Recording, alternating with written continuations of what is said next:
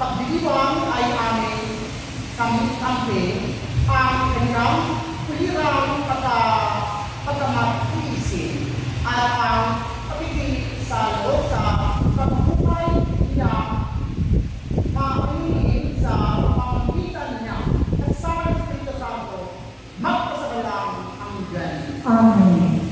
Siupo po tayo. Ipinahayag ni Propeta Isaias ang ganap na patitiwala at katapatan ng lingkod ng Panginoong Diyos sa gitna ng pag-uusig at paghihirap. Sinasabisan ng mundong ito ang Panginoong Hesus na magpapalaya sa bayan ng Diyos. Ang unang pagbasa. Pagbasa mula sa aklat ni Propeta Isaias. Ang makapangyarihang Panginoon ang nagturo sa akin nang sasabihin ko para tulungan ang mahihina. Tuwing umagay, kanyang binubuksan ang aking pandinig. Nananabik akong malaman kung ano ang ituturo niya sa akin. Binigyan niya ako ng pangunawa. Hindi ako naghimagsik, ni tumalikod sa kanya. Hindi ako tumutol nang bugbugin nila ako. Hindi ako kumibo nang ako'y kanilang inusultuhin. Pinabayaan ko silang bunutin ang buhukot palbas. Gayon din nagdurahan nila ako sa mukha. Ang mga pagdusman ginawa nila, di ko pinapansin. Pagkat ang makapangyarihang Panginoon ang tumutulong sa akin. Handa akong magtiis na sangkalin pa ang bato. Pagkat aking batid na ang sarili ko di makapalitan. Ang salita ng Diyos. Salamat sa Diyos.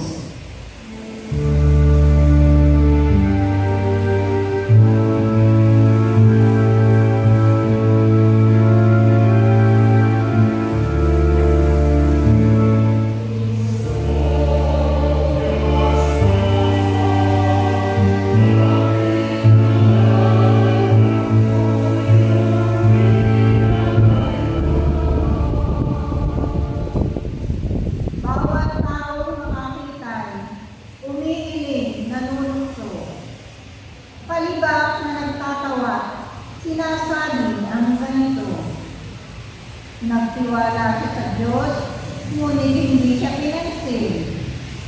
Kung talagang minamahal, bakit hindi intindihin?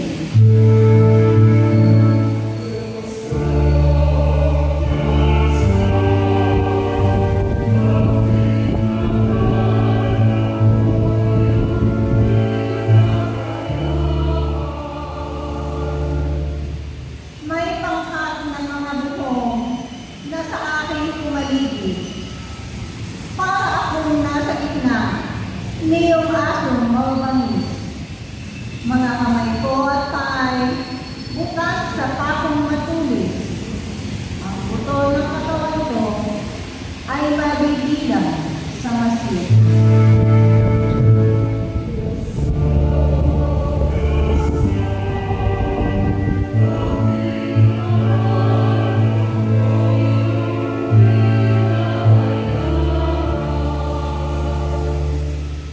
Pinaghati-hati nila ang damit ko sa katawan. Ang hinubad na tunikay, dinaanan sa palaran. Huwag mo akong ulilahin. Huwag kalikdan, Panginoon. O aking tagapagligtas, bilisan mo ang pagtulog.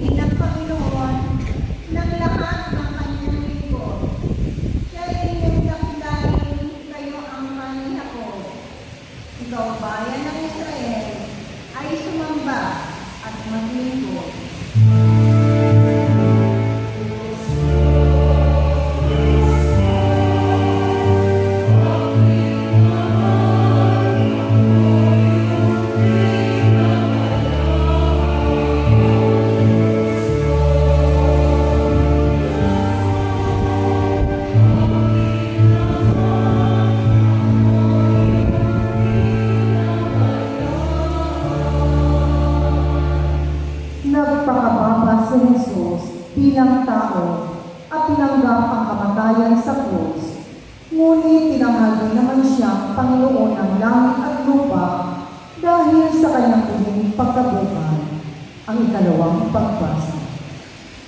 Pagbasa mula sa sulat ni Apostol San Pablo sa mga taga-Pilipo. Si Kristo Jesus, bagamat si Diyos, ay hindi nagpilit na manatiling kapantay ng Diyos. Bagkus, sinubad niya ang lahat ng katangiang pagka-Diyos. Nagkatawang tao at namuhay na isang alipin. Nang maging tao, siya'y nagpakababa at naging masunurin hanggang kamatayan. Oo, hanggang kamatayan sa krus. Kaya naman siya'y inampok ng Diyos at binigyan ng pangalang higit sa lahat ng pangalan. Anupat ang lahat ng nilalang na nasa langit at nasa lupa at nasa ilalim ng lupa ay manilipluhod at sasamba sa Kanya.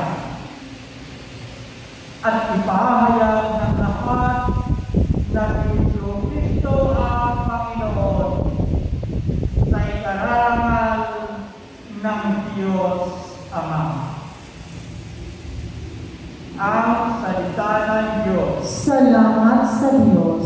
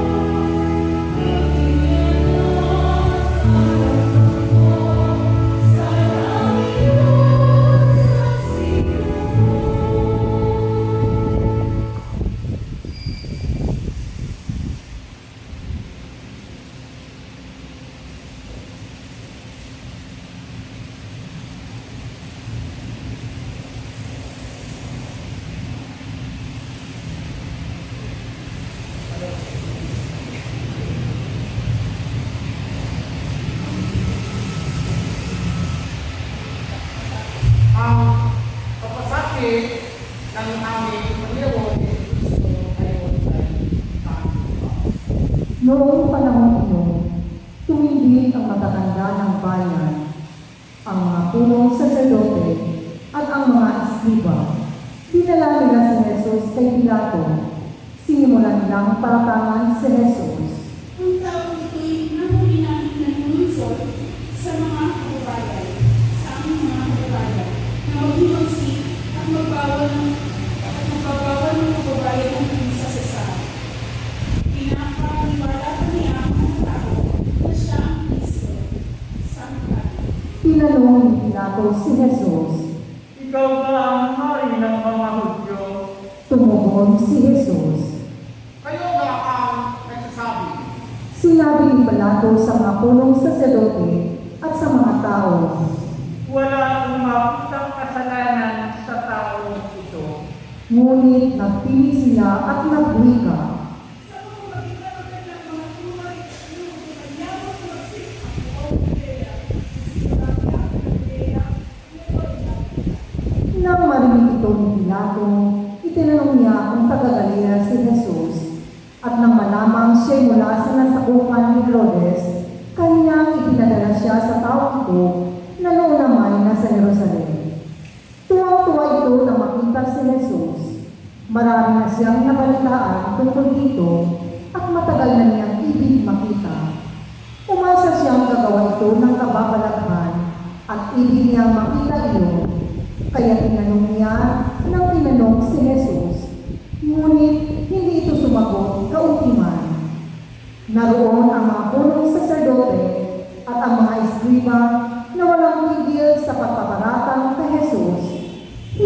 siya at tiniyak ni Herodes, pati ng kanyang mga kawan.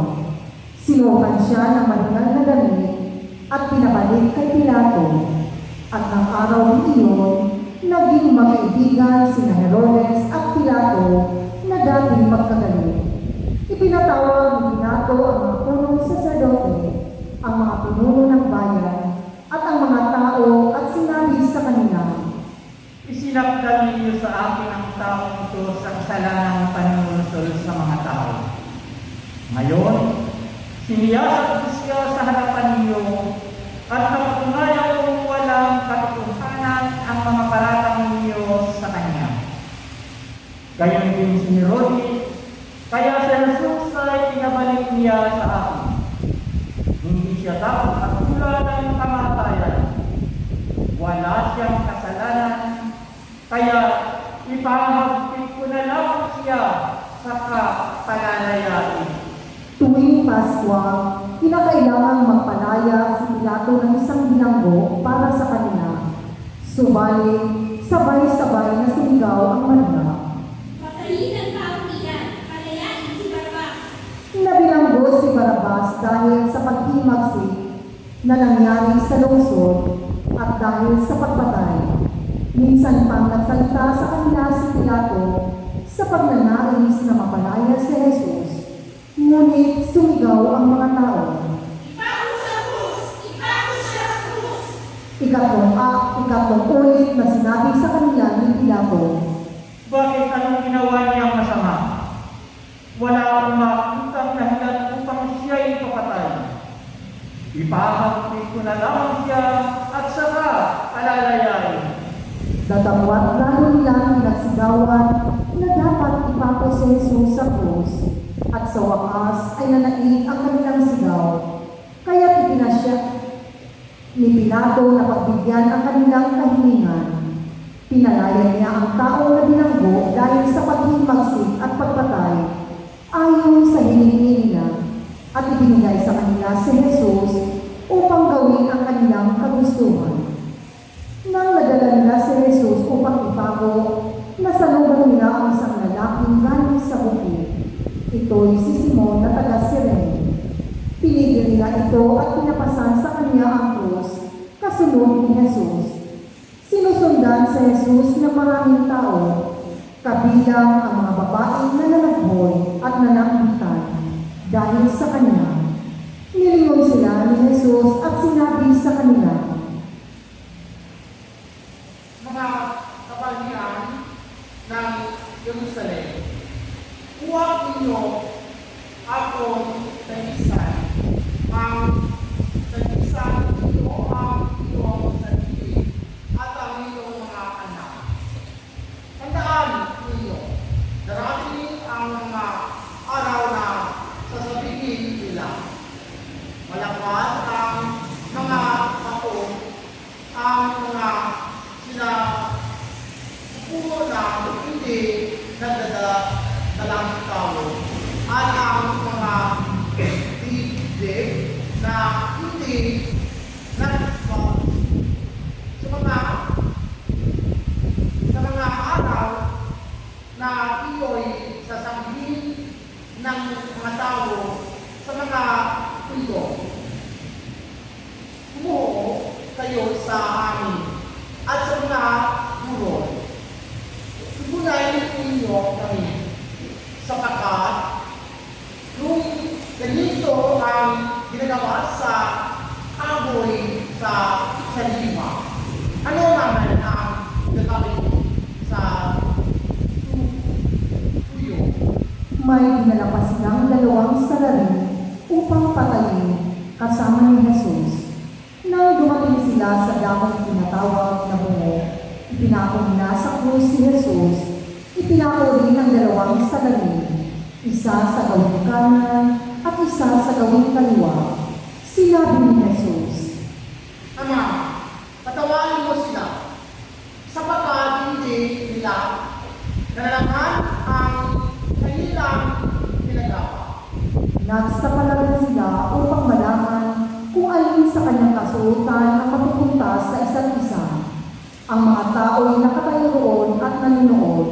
Nililibak ng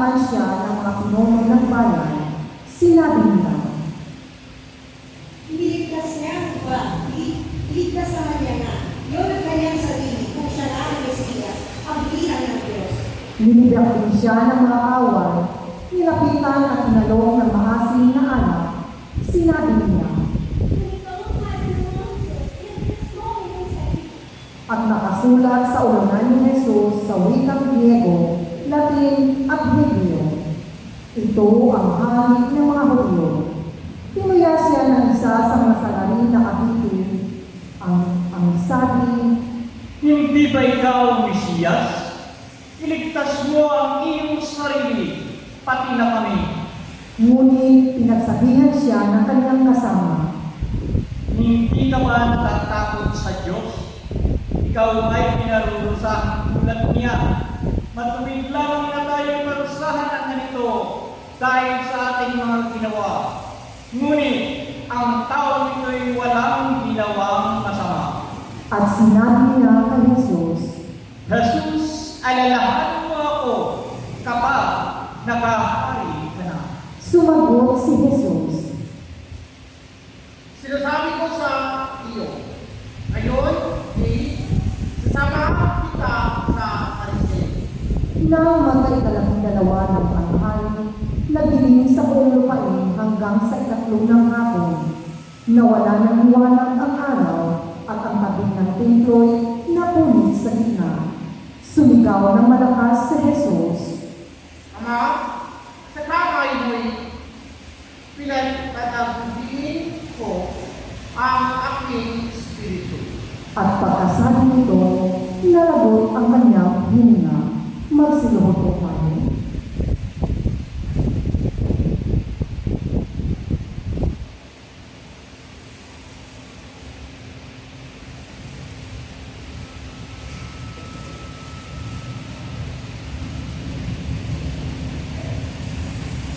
Magkitayo po tayo. Nang makita ng kapitan ang nangyari, nagpuri siya sa Diyos at sinabi, Tunay ngang matuwid ang taong ito. ang nangyari ito'y nakita ng lahat ng taong nagkakatipon at nagmamasid, at umuwi silang pinabuhan ang kanilang bibig. Nakatayo naman sa di kalayuan ang mga kaibigan ni Jesus, pati ang mga babaeng sumunod sa kanya mula sa Galilea, at nakita rin niya ang mga bagay na ito.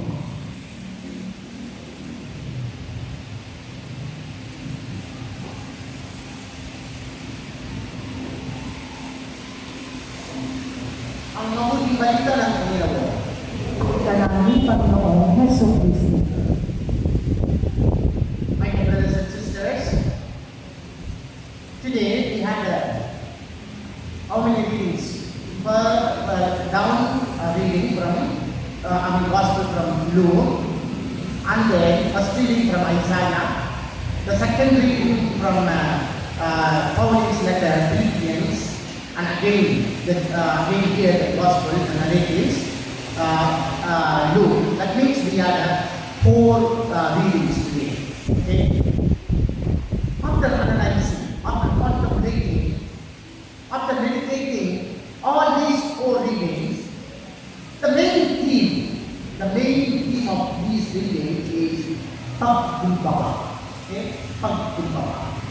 That means humility. That's why the first reading, down the Gospel that we read there, friends, Jesus Christ is riding on the colt. Okay, colt. Or ass, or donkey. That means Jesus Christ, the donkey is the symbol of humility. Okay? Donkey is a symbol of humility. That means the king of humility, the prince of peace, riding on the, not horse, donkey. Horse is different from donkey. Okay, now, horse is different. Horse is very fast. Okay, donkey is not a fast. It's very slow. It's how do you call donkey in Tagalog?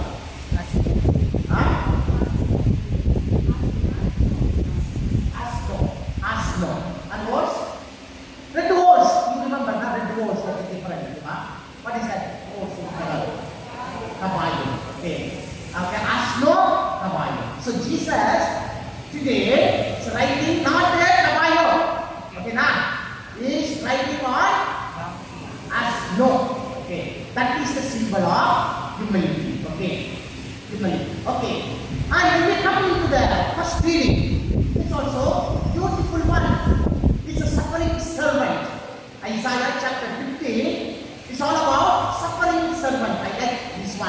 because I did also paper in this particular passage. It's a second. There are three songs suffering servant in the book of Isaiah. This one is a very beautiful one which I like it.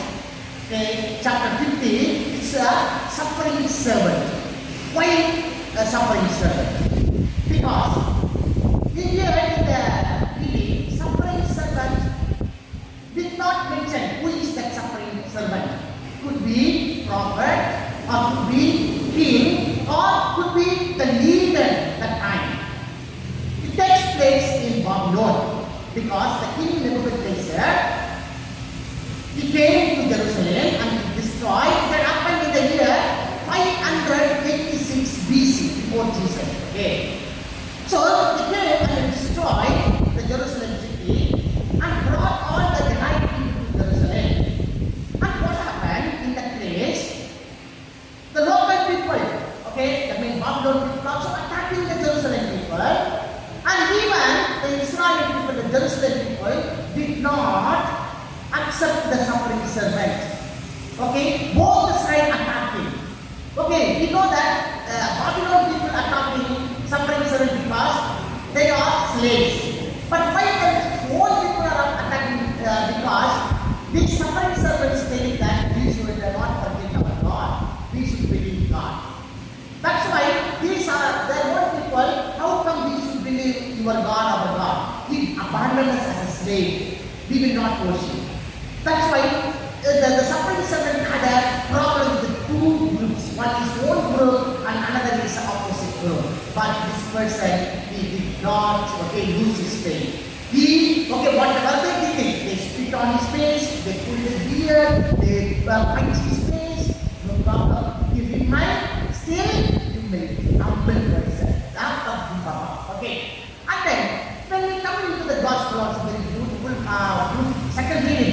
It's all about how God became a slave or servant, how he humbled himself. Another is a Pagkumbaba, also in the second reading. And again, here in the gospel, again, King of Peace, the Prince of the Peace, the humility, he died, he chose the cross, okay, for us.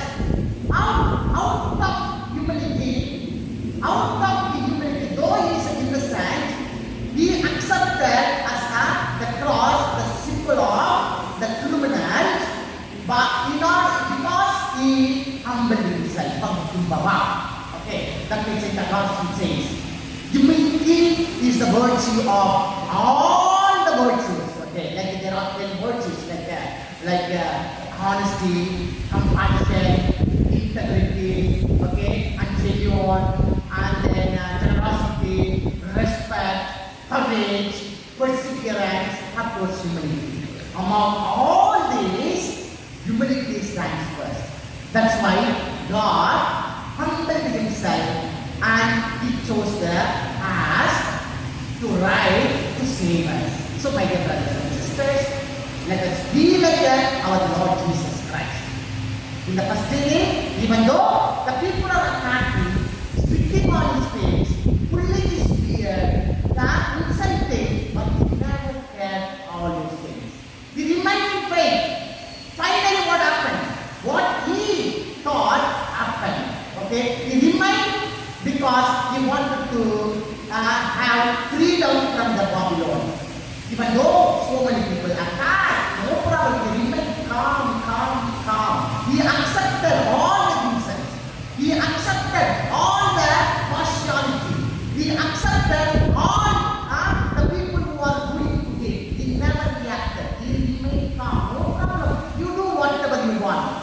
Okay? You do. You like, okay. You like whatever you like and you do it. No problem. I never react. I remain the same. That happened to the book of Isaiah, the suffering servant. Finally, because he remained, because he humbled, he brought salvation for the Israeli people. The same. Jesus Christ, he humbled himself. The people, they did lot of things, spit on his face. They spoke back. His own people said, crucify him. Okay? His own apostle, I do not know this guy. Okay, I do not His own another fellow, he betrayed, okay, and his own people, okay, when he is shouting, crucify, he did not care. He remained, okay, his purpose, that to die on the cross to bring the salvation. So, my dear brothers and sisters, okay, the first reading, the gospel reading, the second reading, all the readings really invite us to be humble. Pagkumbaba. Amen. Please rise.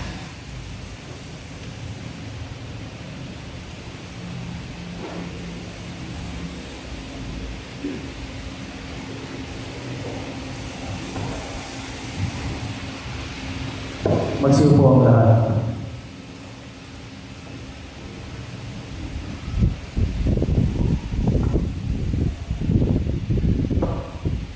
Matutungayan po natin ang pagdadalaga at pagbabasbas sa mga bagong nagpaglingkod sa dambana. Ngayon ang pangungunahan ni Reverendo Padre Emmanuel Medilla, OAD, Pura Paroko ng Parokya ng San Agustin. Iyaharap sila ni Brother Ron Silva, Pangulo ng Ministeryo ng mga tagapaglingkod sa altar, sa sambayanan ng Diyos na kanilang paglilingkuran. Magsitayo ang mga itatalaga. Brother Lard Luna, Brother Ryan Perez, Brother Renzi Galvez, Brother Aki Tris, Brother Ralph Guillermo, and God Blanco.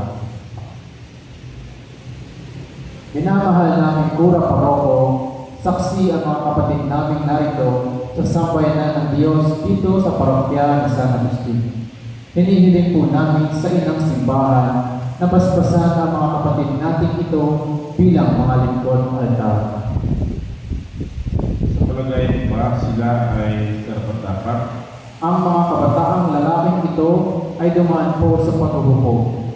Sila ay hinubog sangayon sa mga katawan ng inang simbahan, ng banal na liturhiya at mga pagpapahalagang dapat na isaalang-alang sa kanilang magiging paglilingkod sa loob ng inang simbahan.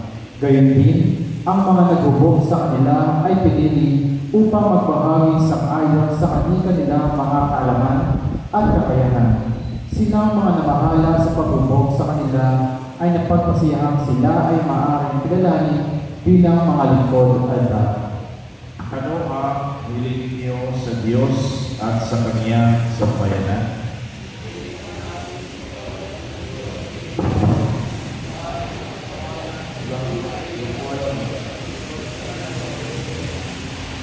Kung ngayon, sa bisa ng kapangyarihan ipinagkaloob sa akin ng inang simbahan, ay ipinahayag ko ngayon at kinikilala kayo bilang mga lingkod altar.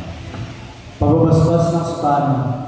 Ang mga kasuotan na isusuot ng mga lingkod altar ay babasbasan bilang tandaan ng lahat ng gamit at isusuot sa pagdiriwang na banal na liturhiya ay pinababanal.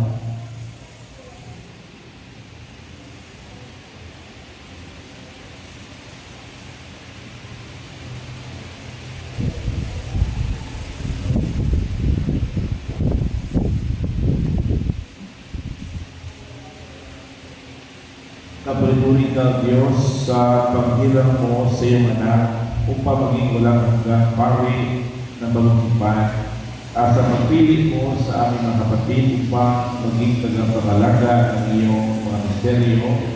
Naway ang iyong mga lingkod na siyang gagamit ng mga kasustang ito na inilaan para sa pala ay may suot ito ng buong bitagan at daratalan sa pagiging banal sa pamumuhay. Hinila ito sa pamagitan sa Kristo, aming Panginoon.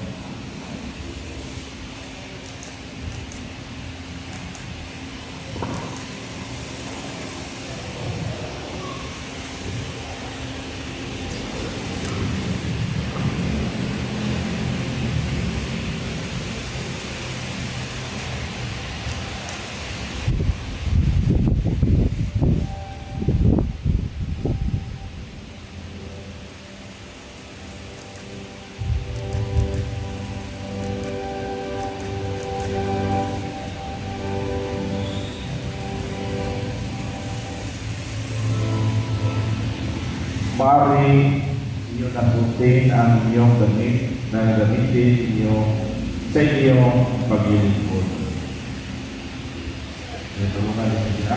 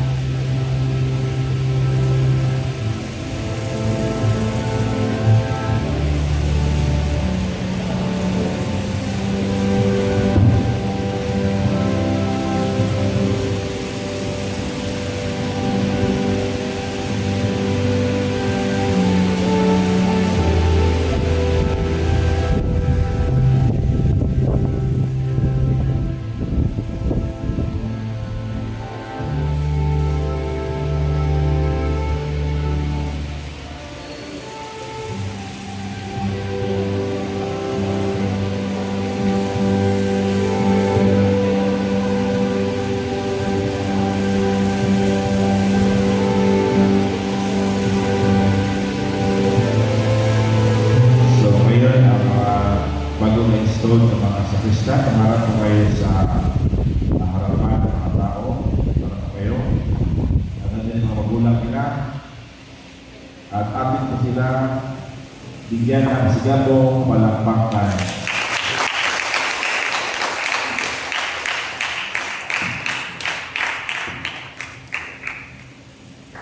Mari na bumalik sa upuan ng ating mga magulang. Mga kapatid, manalangin tayo sa ating Panginoon para sa mga ninanais paglingkod sa kaniyang hapag. Maringat sa kaniya ay ating bilingin na punuin sila ng kaniyang pagpapala at nakasampang sila ay naging masigasig sa paglingkod sa inang simbahan. Magsutayo ang lahat. Ama ng awa, ang iyong anak sa Kristo ay naparito sa aming piling hindi upang paglingkuran, kundi upang paglingkod ng may pagmamahal. Sa kanyang pangalan hiling namin pagpalain mo ang mga bataang ito na tinawag mo upang maging paglingkod sa hapag ng iyong dambana. Ipanulong mo sila ay naging masigasig sa paglingkod sa iyong dambana.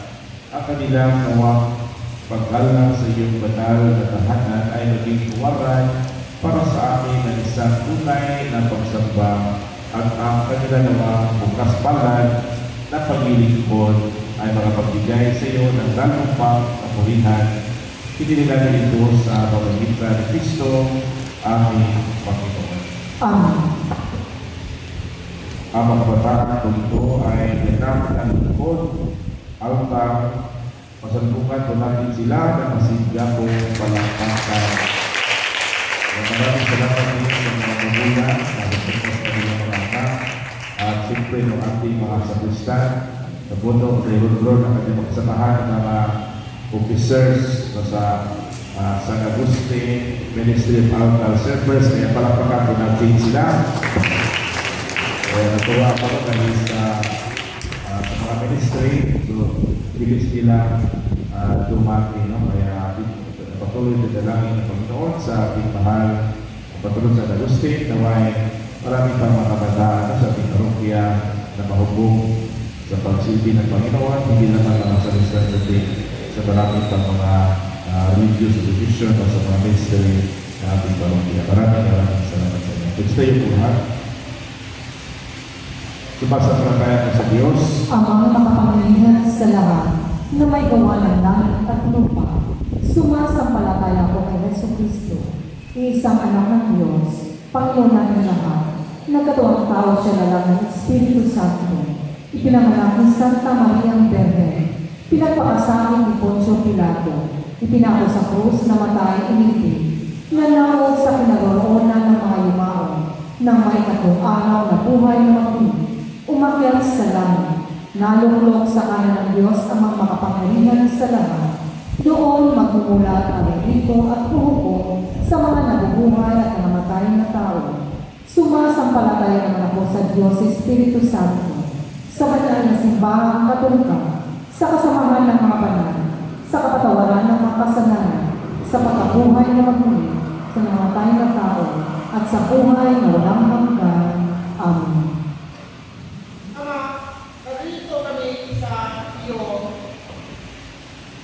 para upang magpapahagi sa mga pagkitas na pagpapasakit ni Kristo at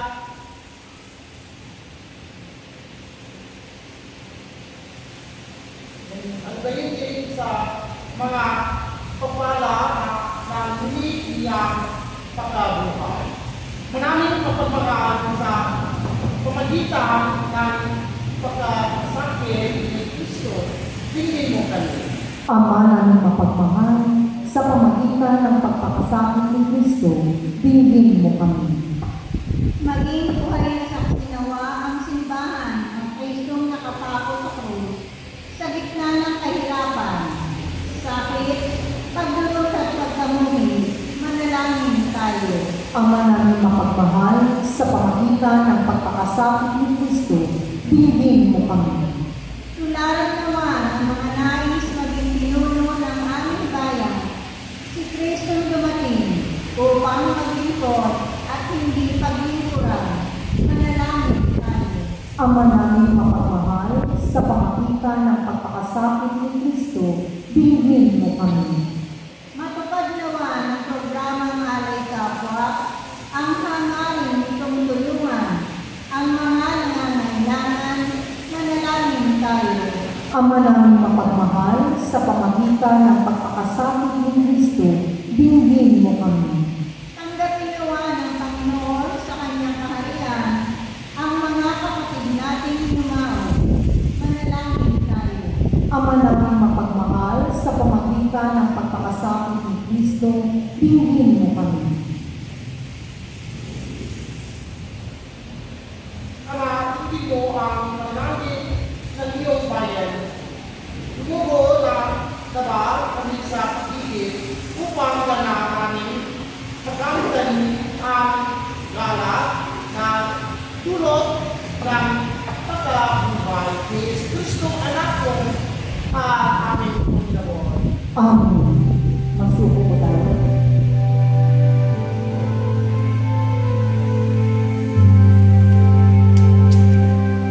Thank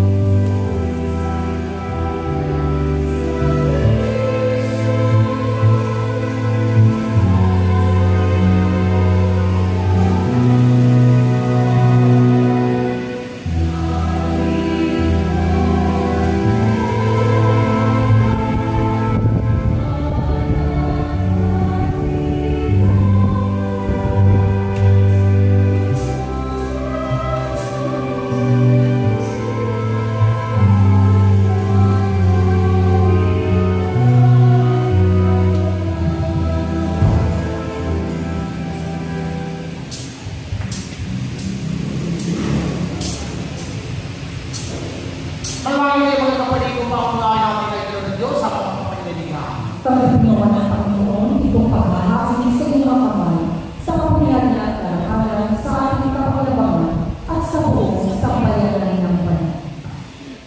Ama namin Biblia, pagkinamin sa pagpapakasakri ng iyong puktong na anak.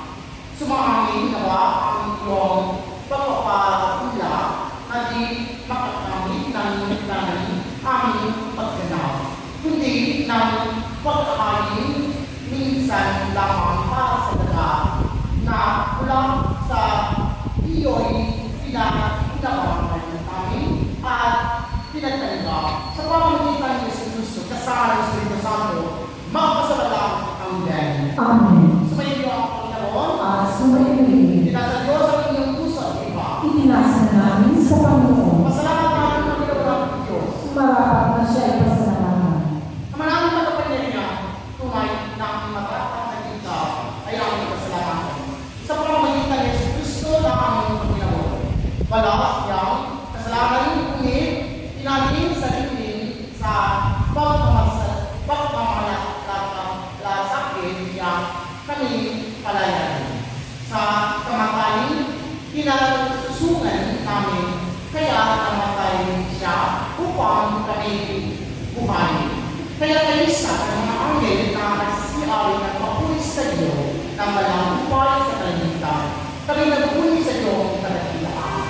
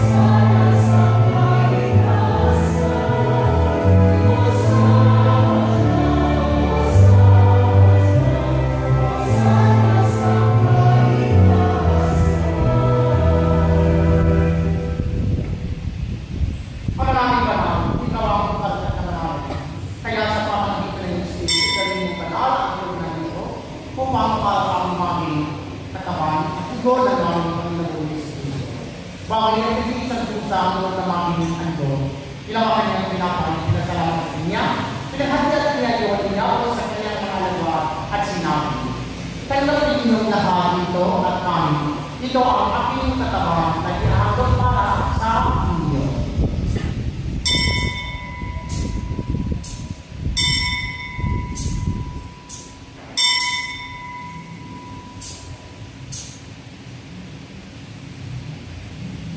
Ngayon din ako matapos sa pagpunan, ginawa kanyang mamis, kung kanyang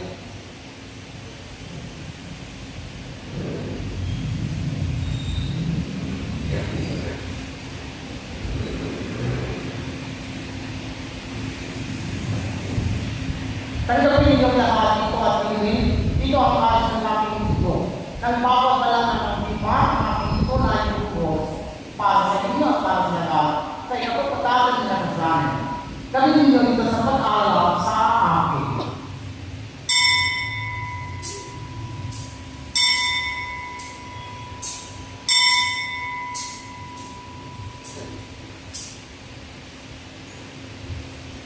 Pagkunin natin yung style ng pananampalataya.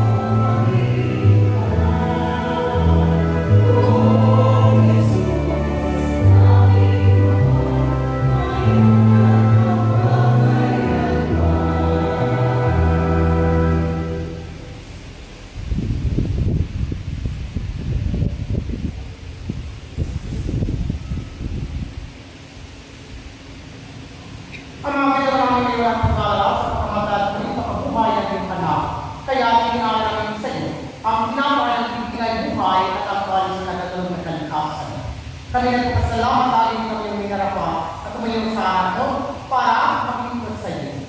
Sinasama namin kami ng salong sa katawan ng Kristo ay mapupunod sa pagkakagisa sa pamamagitan ng Espiritu Santo. Ama, tingnan mo yung simbahan na nasa buong daigdig, pususin mo kami sa pag-ibig, kayo sa ni Francisco namin Papa, at ni Mayo ko ng Obispo at ang Tananita Pareha. Alamin mo rin ang mga kapatid namin ng kilay at may pagkasan sila yung hindi mabubuhay. Kayo din ang lahat mga pumanap. Tawanan sila at pagpin sa iyong kalibanangan. Tawanan ang pagtitapat ng lahat ng sawing buhay ng Allahang Baka. Kayo isa ang mahal na Bikira Maria, kayo na ng Diyos, kayo isa ng mga apostol at kailangan ng mga banal na namuhay dito sa daigdig namin lulubog sa iyo. May pagpapalaman kami ang pagpuli sa iyong karakal sa pamamagitan ng iyong anak ng Panginoon, Jesus Cristo. Sa pamamagitan ng Kristo, kasama niya sa Kanya, ang lahat ng parang pagpuli ay sa iyo. Diyos ang mga kapamilya, kasama ng Espiritu Santo, magkasala ang dahil.